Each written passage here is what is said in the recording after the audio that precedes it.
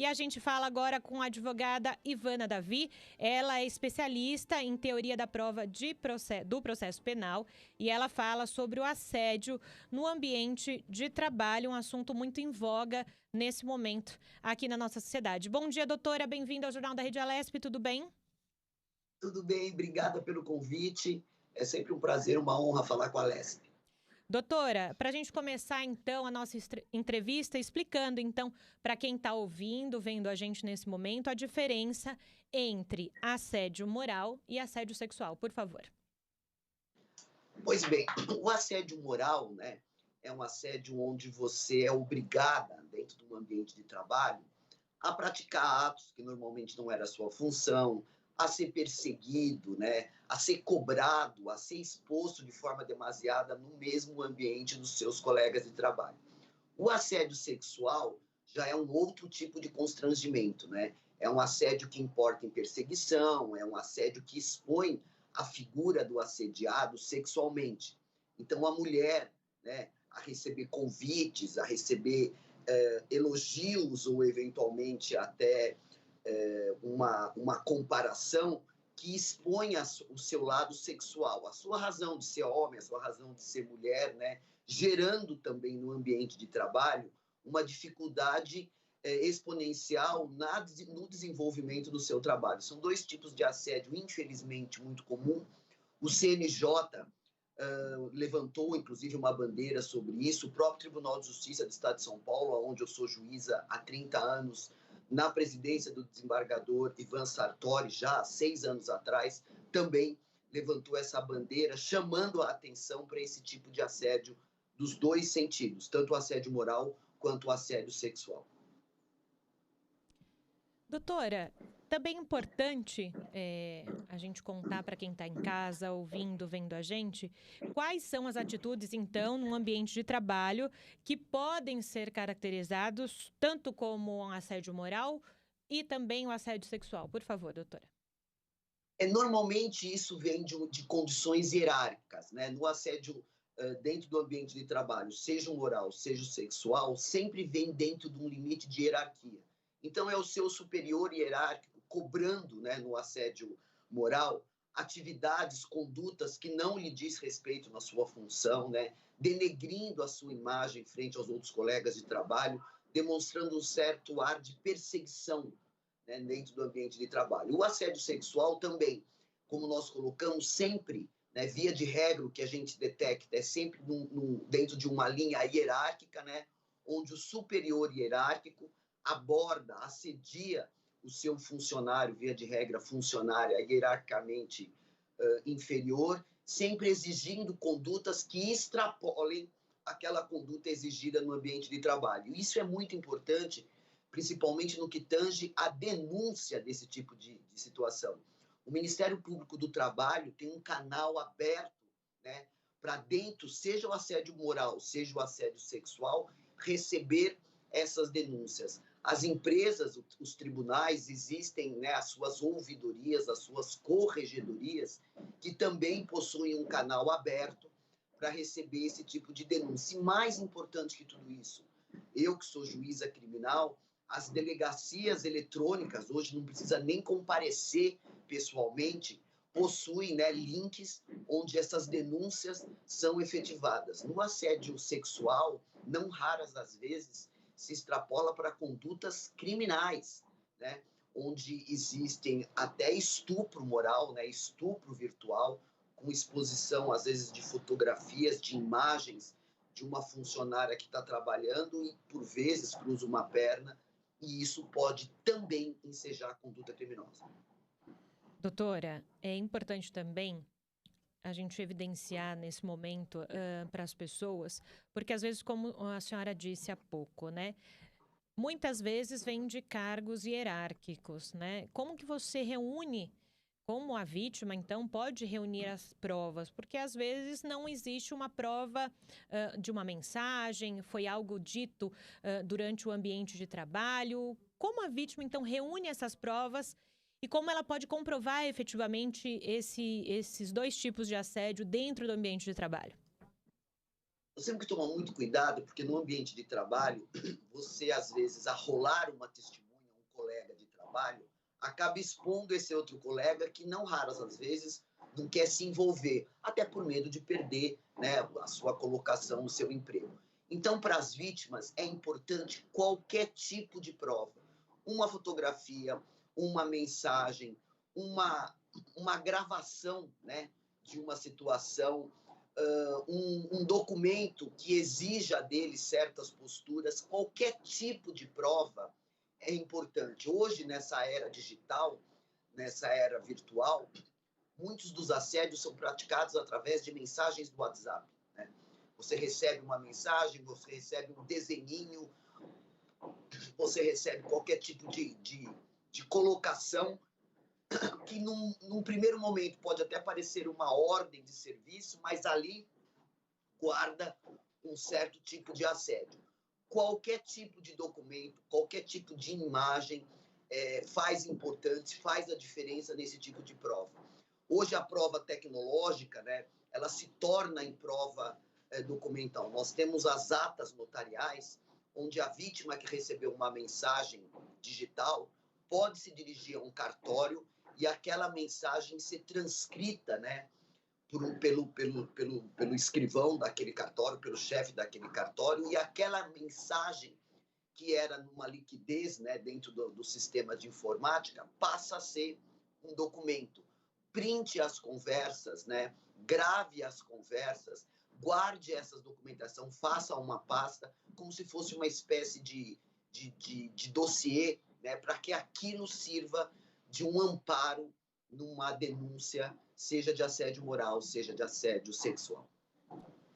Doutora, uma outra questão também, quando se fala em assédio moral e assédio sexual, é o quanto a vítima, em sua grande maioria mulheres, se torna ainda mais vítima no momento em que ela denuncia. Não sei se é uma questão só cultural, uma questão de machismo. Eu gostaria, a senhora que é juíza, a senhora que trabalha com isso no dia a dia, como que a gente tira essa questão da mulher? A mulher denuncia, muitas vezes ela é vista como, aconteceu com ela porque ela estava assim ou assado, se vestia assim ou se comportou assim. É difícil o contexto para a mulher, não é? A mulher é julgada de todas as formas, né?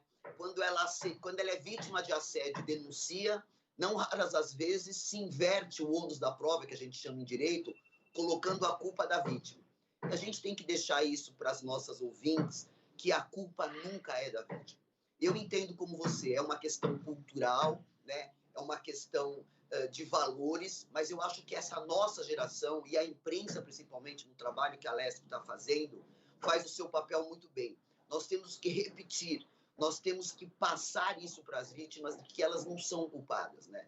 Se uma pessoa pré-julga, e isso é bem o que a gente trabalha nessa seção como juíza de carreira, você julga, você nunca pré-julga. E parece que a mulher ela é sempre pré-julgada pela roupa que ela veste, pela cor do seu cabelo, pelo local que ela frequenta, e isso, logicamente, não pode servir, né, de barreira para esse tipo de denúncia. Eu acho que a imprensa ela faz um trabalho muito bem, e essa nossa geração, que tem coragem de vir a público e falar sobre isso, está quebrando, né, essa fronteira que é do preconceito e do pré-julgamento. As mulheres têm que superar. Mais uma superação, principalmente para as mulheres, e não são só as mulheres, mas na sua maioria as mulheres são vítimas desse tipo de assédio, é que nós temos que falar, usar esses canais que a gente tem e, não raras às vezes, ensinar, né, esse caminho de quebra desse paradigma preconceituoso e abrir, né, a cabeça das pessoas para esse mundo novo, exigindo o que a lei e a Constituição já coloca, que é a igualdade e o respeito em razão de qualquer que seja a sua condição, inclusive de mulher. E a senhora comentou sobre o trabalho feito aqui na Assembleia Legislativa de São Paulo. A gente tem que lembrar que está instituída na Casa esse ano uma comissão parlamentar de inquérito da violência sexual em estudantes do ensino superior, um recorte, claro, né, nesse momento, presidida pela deputada doutora Damares Moura, do PSDB, vem fazendo um grande trabalho na CPI. O quanto, doutora Ivana, é importante se falar sobre o tema abertamente, porque às vezes também fica velado e também é o papel do legislativo discutir esse tema e levar para a sociedade esse tema. Exatamente. Quantas leis a Alesp já trabalhou nesse sentido? Botão do pânico, a guarda da feminina, tudo isso que foram propostas efetivadas pela Alesp, que passaram pela Casa Legislativa e que hoje são leis no estado de São Paulo, que servem inclusive de exemplo para outros estados. Essa coragem é da nossa geração. Nós temos deputadas, nós temos várias pessoas, vários players, né, envolvidos sobre isso, e a discussão é o melhor caminho. Esse é o caminho da democracia. A democracia, ela dá trabalho, mas com certeza é o melhor caminho ainda para se discutir também o assédio moral e o assédio sexual. Nós estamos falando aqui sobre assédio moral, assédio sexual, claro, em sua maioria são as mulheres que sofrem desse mal. Mas eu imagino também que homens devam sofrer. Essa questão também é importante a gente levantar, né? Sim, homossexualismo e perseguições e a forma de se vestir. Existem esses codes, né, esses dress code, que também tem que ser quebrado. O fato de um indivíduo ser um homossexual, ele tem direito, sim, de pintar sua unha, ele tem direito, sim, de usar um brinco, e nem de longe ele está desrespeitando a sociedade. Ele só está mostrando o seu eu e deve ser respeitado como qualquer um de nós, seja qualquer segmento, né? Isso é um exercício. E acho que a gente está fazendo esse papel muito bem. A Alesp, né, dentro da sua função constitucional de dizer o direito, de promulgar as leis, tem trabalhado muito bem. E os outros players, o Ministério Público do Estado de São Paulo, o Poder Judiciário do Estado de São Paulo, porque a gente também tem que lembrar que tudo isso gera dano patrimonial. Né? Um indivíduo, uma mulher que perde o seu emprego em razão de ter sido vítima de assédio, ela pode se socorrer ao Poder Judiciário e se ver indenizada, inclusive financeiramente, por qualquer ato desse que desdobre, né? Ou numa conduta condenada civilmente no ambiente de trabalho ou numa conduta condenada criminalmente. Doutora Ivana, a senhora, né, tocou num ponto há pouco falando sobre essa questão cultural. E a gente sabe que uma questão cultural com relação ao machismo, ao feminismo, demora um bom tempo também para você tirar essa questão da sociedade. Como, então, os pais em casa, com as suas crianças, podem trabalhar essas questões com elas, não só de respeito, né, de um menino para com uma menina, mas ao contrário também, né? Como que se coloca a escola nesse contexto também? Você coloca muito bem esse papel, que é o papel da educação, né, dentro do Estado Democrático de Direito, onde também a Alesp, né, tem essa função constitucional de promulgar leis, né, exigindo que o sistema de educação também se adeque a essa nova visão, que na verdade não é nova, né? A gente vive isso desde a época de Roma, desde a época dos primórdios da história, que hoje, como você bem colocou, nós temos coragem de falar sobre isso. Isso é muito importante. Então, nós temos dois papéis, um do legislativo, que impõe, né, ao sistema de educação do Estado de São Paulo aula sobre isso, se falar abertamente. Hoje, educação sexual existem, e quanta resistência sofremos sobre isso, hoje já se fala mais abertamente, e falar sobre igualdade. Na verdade, a gente tem um projeto aí discutido, inclusive com vários deputados, deputado Olim, sobre essa exigência constitucional, né, da igualdade, da dignidade da pessoa humana, já nos primeiros anos escolares. E a gente parece que tem caminhado muito bem nesse sentido. Então, dentro da escola, essa educação de igualdade, né, de se afastar do preconceito, porque nós vamos gerar uma educação, uma geração que vai falar aberta sobre isso e que vai criar seus filhos menores. E dentro da família também, né, nós tentarmos nos afastar desse tipo de preconceito que algumas famílias mais antigas possuem, outras já falam com maior tranquilidade, e criar os nossos filhos, né, respeitando a desigualdade e tentando construir um mundo melhor, com maior dignidade. Porque igualdade, né, é sinônimo de dignidade para qualquer cidadão. Tanto faz se ele pinta a unha, tanto faz se o cabelo dele é vermelho, tanto faz se ele é homem, se ele é mulher, se ele é criança. Nós temos que respeitar todos de maneira igualitária, assim como nós também queremos ser respeitado. É um exercício tudo isso. Doutora Ivana, recortando então para esse momento de pandemia, nos últimos meses aqui no Jornal da Rede Alesp, a gente sempre tenta entender o quanto essa pandemia tem impactado a vida da sociedade e das pessoas. Dentro disso tudo que a senhora falou, de questão de igualdade, dignidade, de olhar para o outro de um modo diferente e pensar que poderia ser você em uma situação. Não sei se essa é a leitura da senhora, mas em algum momento essa pandemia trouxe essa questão de você olhar para o outro de um modo diferente, esse olhar da empatia com o outro, até nesses aspectos que a gente está conversando agora.